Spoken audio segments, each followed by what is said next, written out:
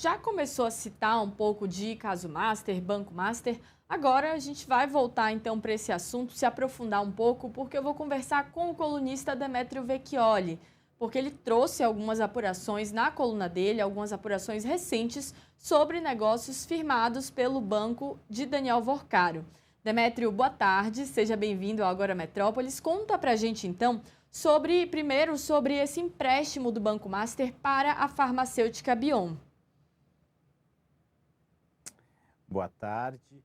É um empréstimo para os acionistas e também para os conselheiros de administração da Bion. A gente teve acesso a um relatório, um documento que foi produzido pelo liquidante do Banco Master e apresentado, anexado num processo em que o liquidante tenta bloquear os bens do Henrique Vorcaro, pai do Daniel Vorcaro. E ali ele lista empréstimos que foram feitos pelo Master para diversas empresas, entidades, pessoas físicas e que depois esses empréstimos foram repassados a fundos de investimento. E aí nessa lista aparecem num pacote que acabou, essas são células de crédito bancário, que são compromissos de que alguém, documentos em que alguém assume o compromisso de que vai pagar o empréstimo. E essas cédulas de crédito bancário terminaram num fundo do Master. Mas fato é, isso que é importante. O Master emprestou dinheiro num determinado momento, no começo de 2024, ali entre janeiro e maio, para 4 sócios ou acionistas ou membros do conselho de administração da Bion, que é uma farmacêutica lá de Minas Gerais que produz insulina e está vendendo insulina para o governo federal. Por que isso é relevante? Porque nesse período, a farmacêutica que tem ações na Bolsa, ações na B3 aqui em São Paulo, viu o preço dessas ações disparar mais de 300%. E o Vorcaro, ele era também acionista. Então, como funcionava essa operação? O Vorcaro, ele tinha parte das ações. Ele comprou de uma vez só cerca de 26% das ações. O resto dessas ações, elas estavam pulverizadas no mercado. Eu posso ter uma ação dessa, você pode ter. Mas elas estavam concentradas principalmente em alguns grupos econômicos. 2 deles são das famílias que fundaram a Bion, que é principalmente a família Maris Guia, do ex-ministro do Turismo no primeiro governo Lula, Valfrido Maris Guia. O que o Master fez? Ele emprestou dinheiro para que esse pessoal comprasse mais ações. Então ele emprestou 10,3 milhões de reais para o Valfrido, 10,3 milhões de reais para uma empresa do Valfrido, 10,3 milhões de reais para um outro parente do Valfrido e 10,3 milhões de reais também para um cara que era como eu vou explicar, no conselho da Bion, o Vorcaro, por ter 26% das ações, ele tinha direito a uma cadeira no conselho. E aí a pessoa que ele indicou, ele também emprestou dinheiro e essa pessoa também aparentemente comprou ações da Bion. No total, foram 334 milhões de reais emprestados para essas pessoas que tinham um papel importante na Bion. E por que isso é grave, ao que tudo indica? Porque essa operação guarda muita semelhança com um negócio que é investigado pela Comissão de Valores Imobiliários, pela CVM, que é da Ambipar. Na Ambipar, o que o Vorcaro fez? Ele emprestou dinheiro para o Tanuri, que é um mega investidor, e junto com o Tércio, que é o CEO e controlador da Ambipar, segundo a CVM, a área técnica da CVM, eles agiram em conluio para comprar de forma recorrente e intensa ações na Bolsa, fazer esse preço disparar e aí passar a impressão para o mercado que a empresa valia mais do que valia de fato. Ao disparar o preço, eles saíam da operação, vendiam as ações e ganhavam dinheiro. O que a gente está contando da Bion é muito parecido, porque o Master dava dinheiro, emprestava dinheiro a fundo perdido, aparentemente, para que pessoas ligadas à Bion, a conselho de administração da Bion e a acionistas da Bion também comprassem ações, fazendo essas ações valorizarem e, consequentemente, valorizarem os ativos do Vorcaro, já que ele era dono de 26% da empresa. É uma questão bem complexa, mas que mostra um dos caminhos que se investiga como que o Vorcaro usava o Banco Master para gerar dinheiro para ele mesmo, e aí num esquema amplo que envolve fundos, envolve REAG, envolve carbono oculto, mas em resumo é isso. Muito bom, Demétrio, que você explicou exatamente o que isso representa, né? Porque a questão é que muitas vezes para a população geral, que eu escuta falar no caso Master, escândalo do Banco Master, não entende muito bem como que era essa teia, né? Porque além do que a gente ouve muito falar dessa teia de relacionamentos do Vorcaro, ele tinha essa teia de fazer com que o banco se valorizasse dessa maneira, né? Valorizar o negócio dele. Você também revelou na sua coluna que o Banco Master financiou uma empresa que deu origem à SAF da Portuguesa e que prometia reformar o estádio do Canindé em São Paulo, além também de assumir o controle de outros estádios. Conta mais pra gente, então, sobre esse outro esquema aí, possivelmente, que era conduzido pelo Banco Master. É outro empréstimo bem estranho assim. De uma vez só, o Master emprestou valores idênticos, até nos centavos, a 4 empresas distintas, que em tese não tem nada a ver uma com a outra. Uma delas é a Rivi.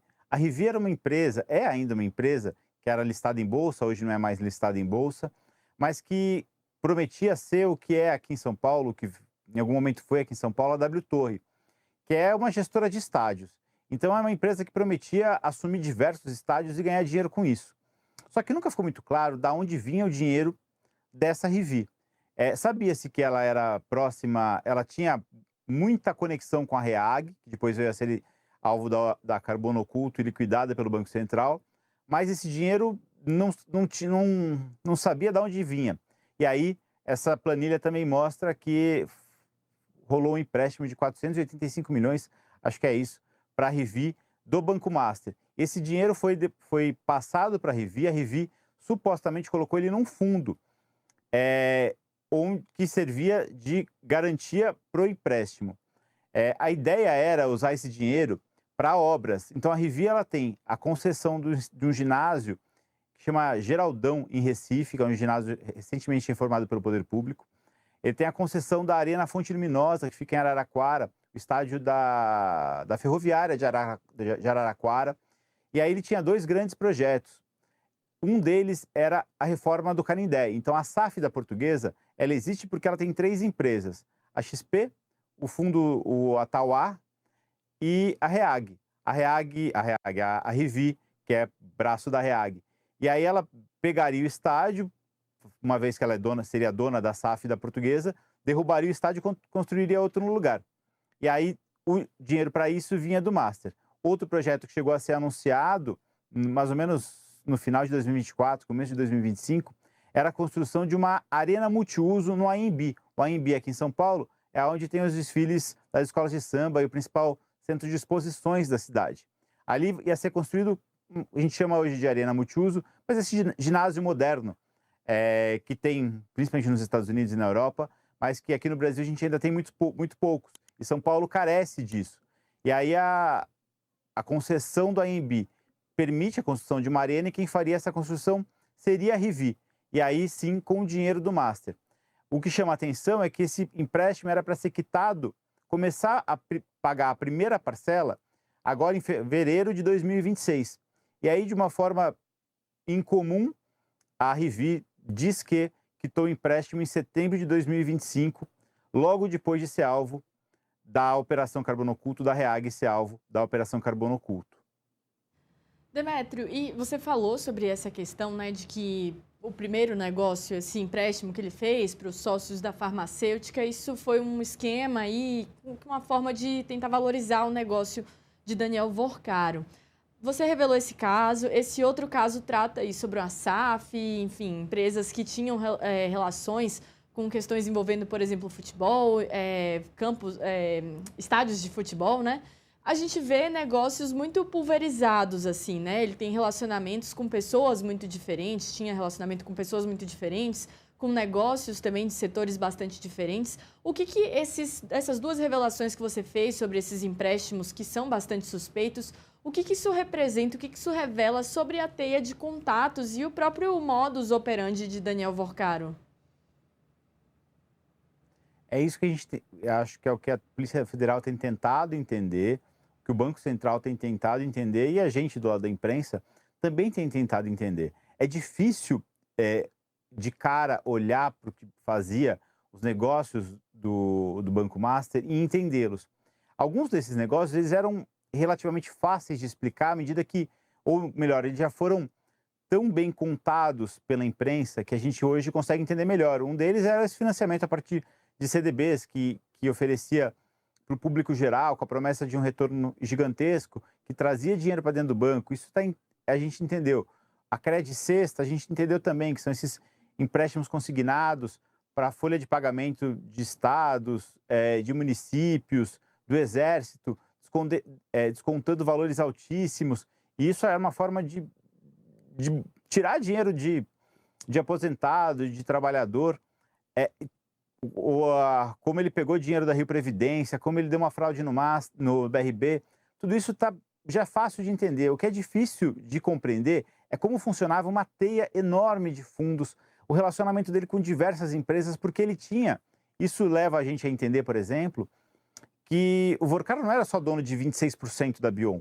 Ele tinha, de 7 conselheiros de administração, ao menos 3 deviam na pessoa física para o Banco Master, ou seja, eram pessoas que de alguma forma estavam na mão dele. Então ele mandava muito mais do que os 26%. A gente sabe o que está no papel ali, que ele era dono de 26%. A gente sabe que a Rivi é, em tese, detida pela Reag, mas a gente não sabia que o dinheiro vinha do Master e que isso mostrava que ele também mandava ali. A gente noticiou recentemente que mensagens que também fazem parte de um relatório da Polícia Federal mostram que quando o Zettel, que é o cunhado dele, investia em algumas empresas, como a Oakberry, que é uma marca de açaí bem famosa, ele pedia dinheiro para o Vorcaro. Ou seja, ainda que o Zettel aparecesse ali como eu sou o grande empresário, eu sou o cara que investe nessas marcas, quem botava dinheiro era o Vorcaro. Então, o Vorcaro ele tinha muitos negócios e esses negócios eles eram ocultos e a forma de participação dele nesses negócios era também muito peculiar. Ele, na Oncoclínicas, por exemplo, ele emprestou 500 milhões de reais, mais de 500 milhões de reais para o Bruno Ferrari, que era o CEO da Oncoclínicas, em troca de, como garantia, ações da Oncoclínicas, ou seja, se ele não pagasse, o Vorcaro virava dono, que era o que o Vorcaro queria. Ele usava o Master para ampliar a participação dele nas empresas e depois usava a cadeia de fundos, usava a Reag, o próprio Tanuri, de forma muito confusa. É isso que a gente está tentando entender cada vez mais. E à medida que a gente vai tendo acesso a informações, a gente vai conseguindo contar melhor essa história. Essa que a gente citou da Bion, por exemplo, no final do ano passado, um site chamado Pipeline já tinha identificado que a Bion tinha crescido, o valor das ações da Bion tinha crescido muito, porque conselheiros de administração tinham comprado ações num nível muito incomum. E agora, com acesso à informação de que esse dinheiro vinha de empréstimo do Master, a gente consegue entender e olhar e falar, isso é suspeito. Isso a CVM precisa investigar e precisa punir, ao que tudo indica. Mas as informações elas vão chegando aos poucos, a gente não consegue olhar tudo que o Master fazia, porque era muita coisa e participação em muitas empresas e de várias formas e com uma cadeia de mais de 100 fundos envolvidos. Grande quebra-cabeças, né, Demétrio? Aquele quebra-cabeças enorme, com várias pecinhas, e a gente vai tendo acesso a cada uma delas, algumas do relatório da PF, informações que vocês conseguem apurar, né? E aí essa teia, essa imagem vai se formando. Mas a gente conta com você aqui no Agora Metrópolis para esclarecer mais e qualquer novidade, qualquer furo, você volta aqui para contar para a nossa audiência. Pode chamar sempre, a gente vai trazendo as pecinhas, tentando encaixar, tentando explicar o que é difícil, mas entendendo mais do que explicando, talvez. É isso, é isso. Muito obrigada, viu, Demétrio? Boa tarde. E vamos seguir.